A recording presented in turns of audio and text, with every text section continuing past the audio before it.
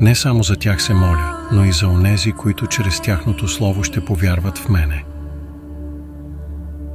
За да бъдат всички едно, както Ти, Отче, си в мене и аз в Тебе, така и те да бъдат в нас. За да повярва светът, че Ти си ме пратил. И славата, която ми даде, аз я дадох на тях. За да бъдат едно, както и ние сме едно, аз в тях и Ти в мене, и да познае светът, че Ти си ме пратил и че си ги възлюбил, както си възлюбил мене.